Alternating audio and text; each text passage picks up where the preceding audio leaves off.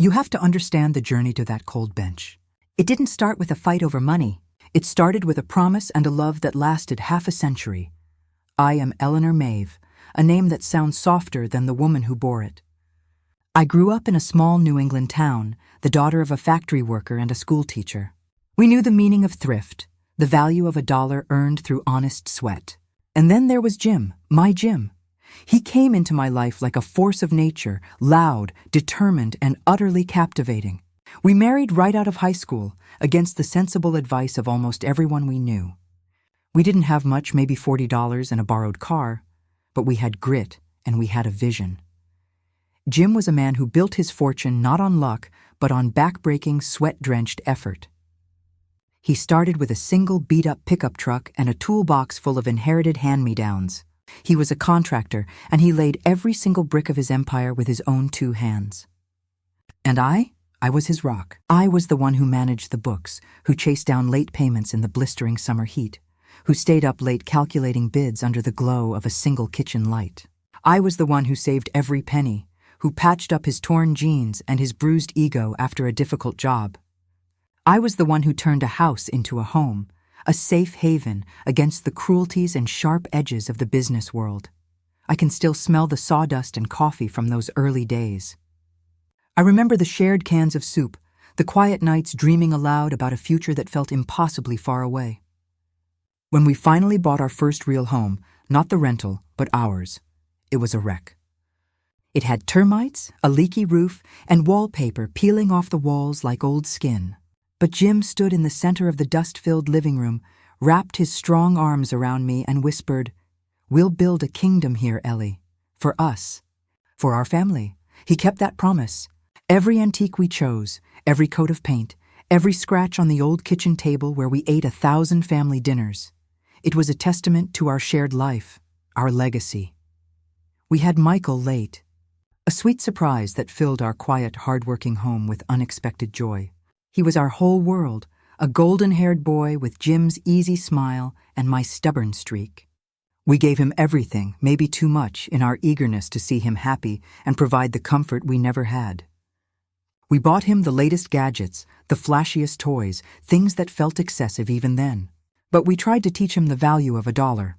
We truly did. We made him work for his allowance. We showed him the building sites. We wanted him to understand that nothing worth keeping comes easy. We wanted him to inherit our values, not just our wealth. Now, sitting here in this tomb of a room, watching the lawyer's lips move, I felt a terrible, crushing guilt. Did I spoil him? It's the eternal torment of a mother. Did I protect him from hardship when I should have let him fail? Did I love him too fiercely, blinding myself to the entitlement growing in his heart? I replay every decision. The time I bought him that expensive bicycle, the time I convinced Jim to pay for his apartment during that gap year that lasted 4. When did that sweet boy, who cried when I had a headache, turn into this entitled stranger, ready to dismantle his father's memory for a bigger boat or a flashier car? The lawyer was still droning on, spitting out words like mismanagement and unfit fiduciary.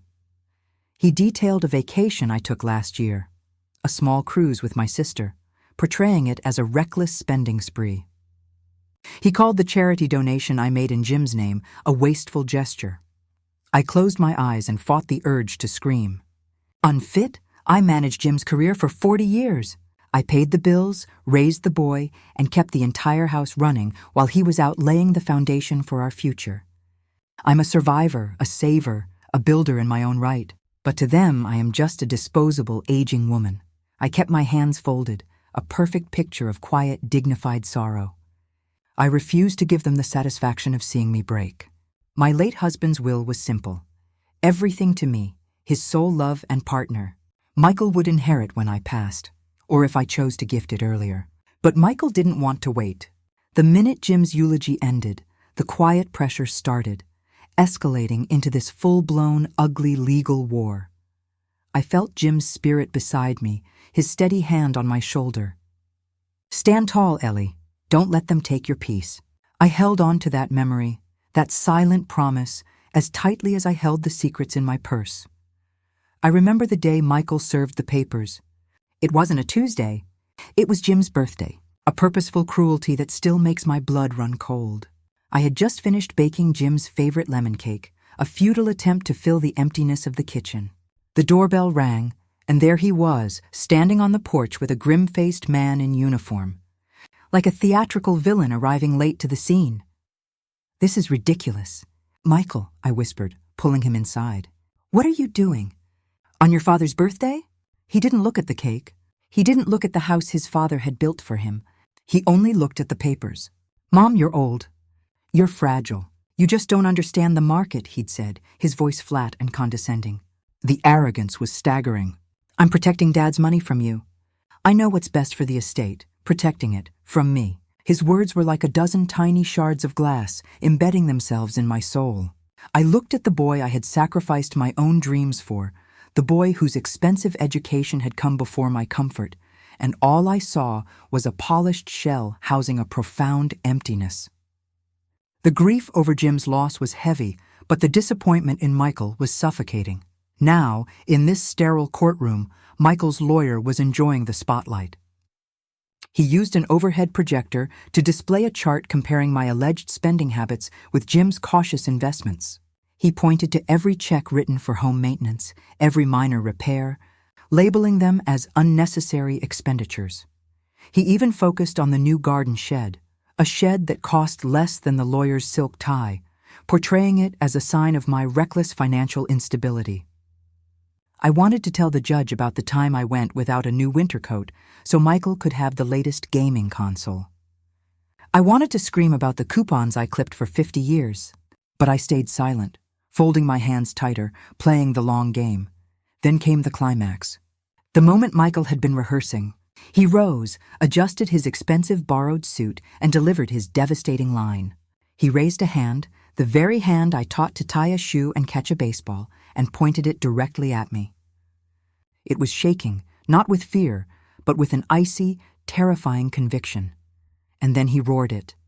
"This old woman only knows how to waste what she doesn't deserve. She squandered my father's legacy. She deserves nothing." The accusation was a physical blow. The shame, the raw, public humiliation, made the blood rush from my head.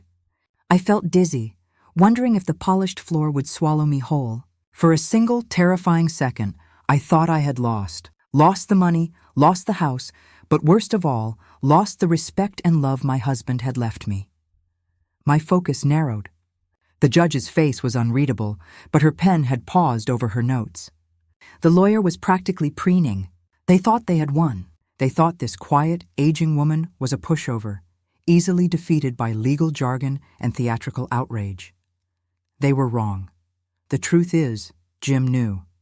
My husband, bless his intensely suspicious, detail-oriented heart, had seen the seeds of this greed planted in our son years ago. He was a man who kept a flashlight in every room and a backup plan for his backup plan. He had foreseen this specific, agonizing betrayal. After his diagnosis, we spent a quiet evening by the fire. He wasn't talking about pain or sickness. He was talking about legacy. He sat me down and explained that he'd done something unconventional. He'd updated his will one last time, and most importantly, he had recorded his final wishes just in case. "Ellie," he'd whispered, his voice raspy, "I know our boy. I see the look in his eye. If he ever tries to come between you and the life we built, you fight him, and you use this." He had handed me a small metal flash drive, labeled simply, "For emergencies only. Trust Eleanor." I hadn't thought about it again until a week before the trial, during a frantic search for an old insurance policy. Tucked inside a dusty copy of War and Peace on Jim's bookshelf, next to a hideous ceramic owl I had always hated, there it was.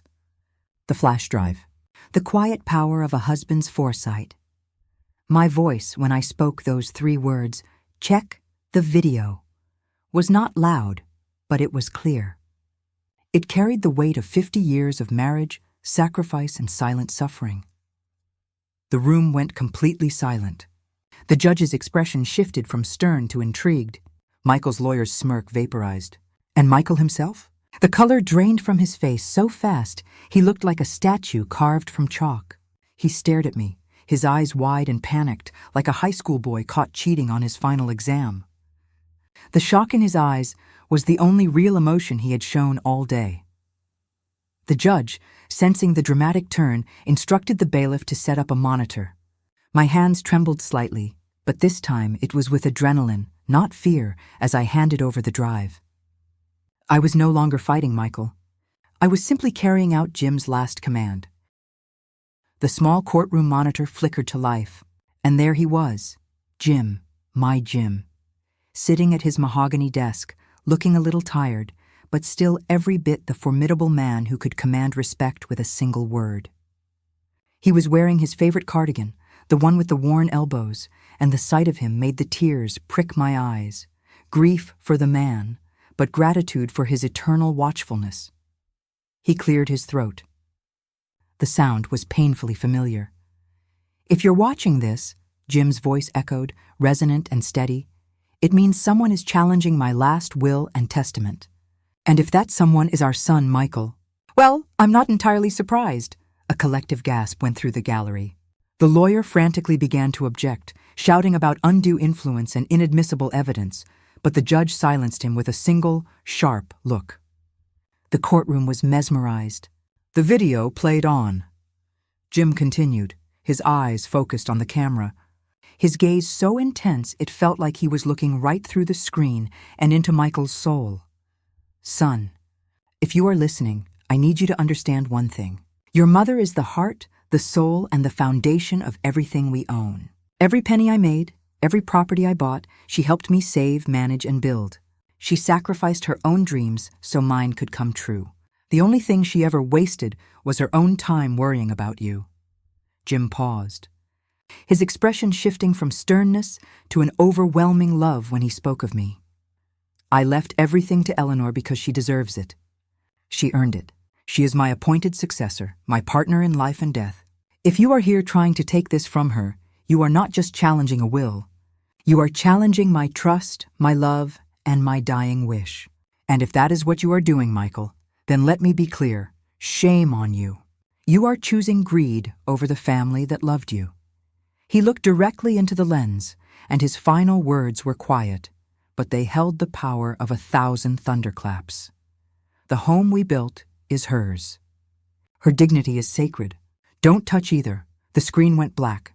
The silence that followed wasn't just quiet. It was absolute. It hung in the air, heavy with judgment and the crushing finality of a father's last word. I glanced at the lawyer, whose face was a study in pure defeat. I looked at Michael, his head bowed, the weight of his father's disappointment clearly crushing him. I looked at the judge. Her face, which had been pale with surprise, now held a look of profound resolution.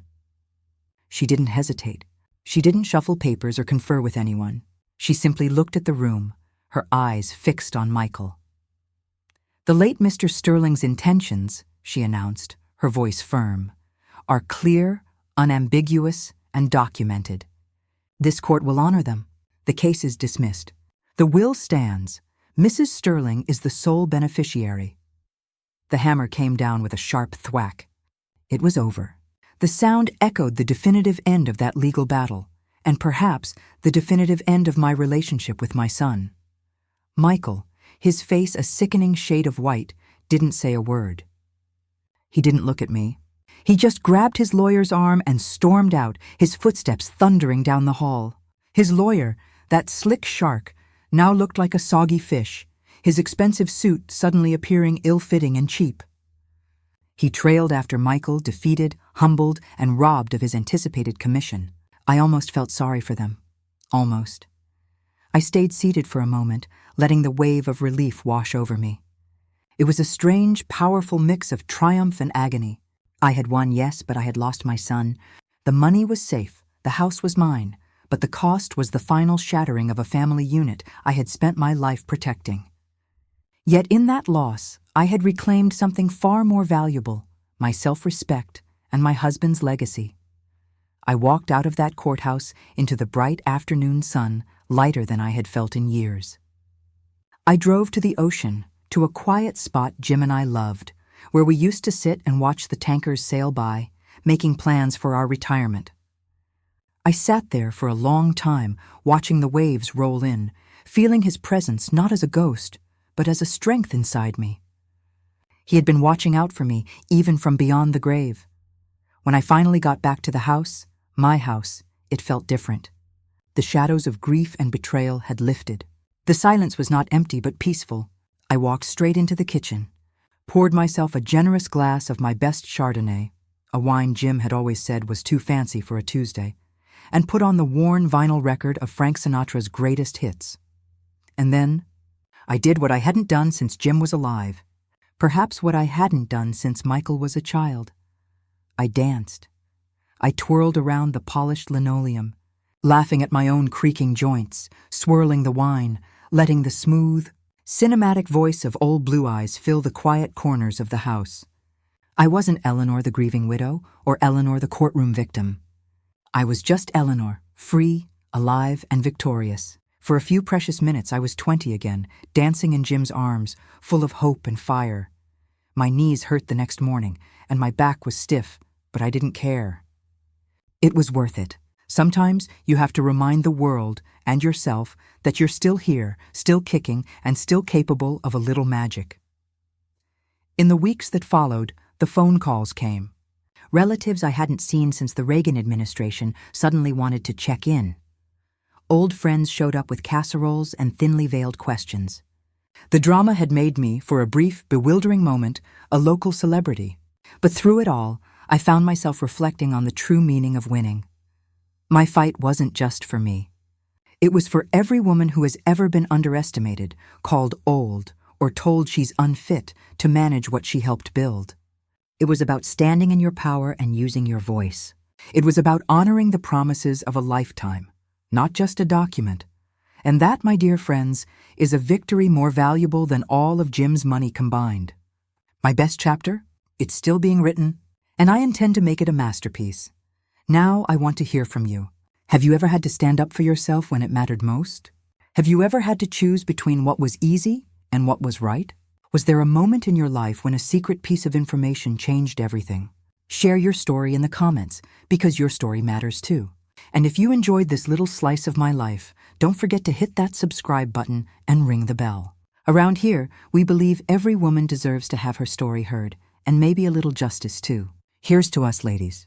May we always find the courage to dance in our kitchens, no matter what life throws our way.